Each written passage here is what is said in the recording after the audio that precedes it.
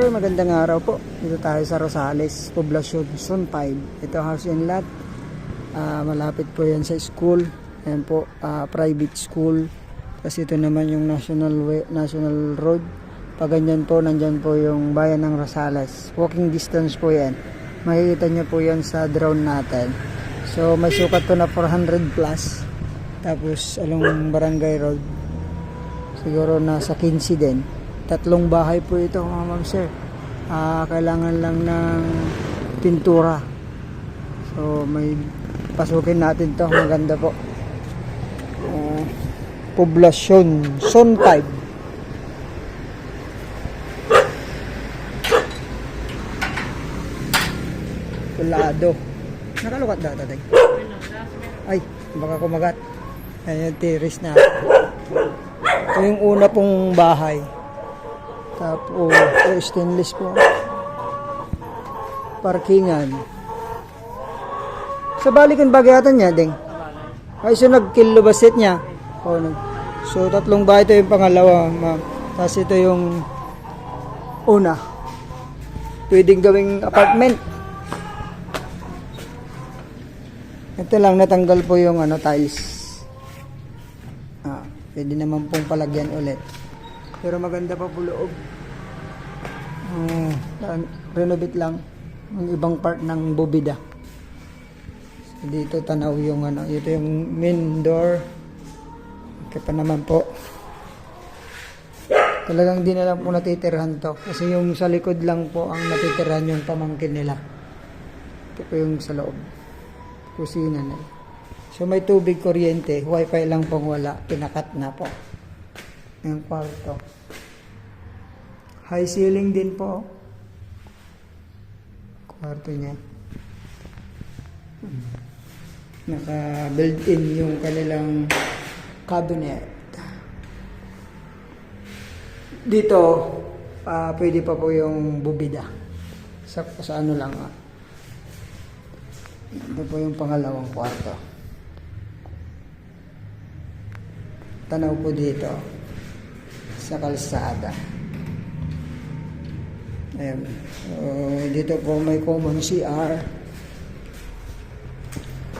Maluwang. Ayan po. Naka-tiles po. Tara po sa pangalawang bahay. Ito po, hindi na po tinitirhan tong una. Tapos yung pangalawa, din na rin po tinitirhan. Pero pwede pong i-restore. Pwedeng paupahan. Malapit kasi sa school saka dito sa bayan. Government center. Saglit lang dito na bro. Mga 3 minutes. 3 minutes government center sa Rosales. Ito. Bubida naman. Ayos pa yung bubida.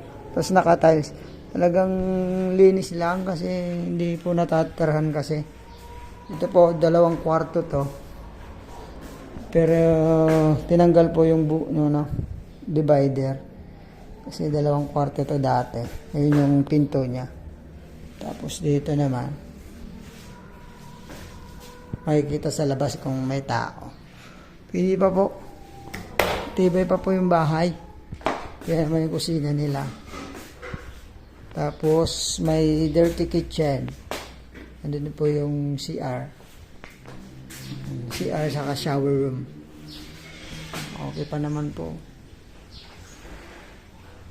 So, maganda pa yung property. Kailangan lang ng Tapos meron pang kusina dito. So, ito pwede pa pong padagdag ng kwarto dito. Pero ito yung daanan po ng papunta dito sa likod ng bahay. Ito yung bahay. Ito yung nakatira yung pamangkin. So, pangatlong bahay po ito. Pamangkin ka na, bro? Pamangkin ni nanay. Pangalan daw nung kapatid to, di ba? Nakabubida din po ito. 2 kwarto, sir. 3. Isa po. Tapos doon. 2 din CR, no? Okay. Isang CR.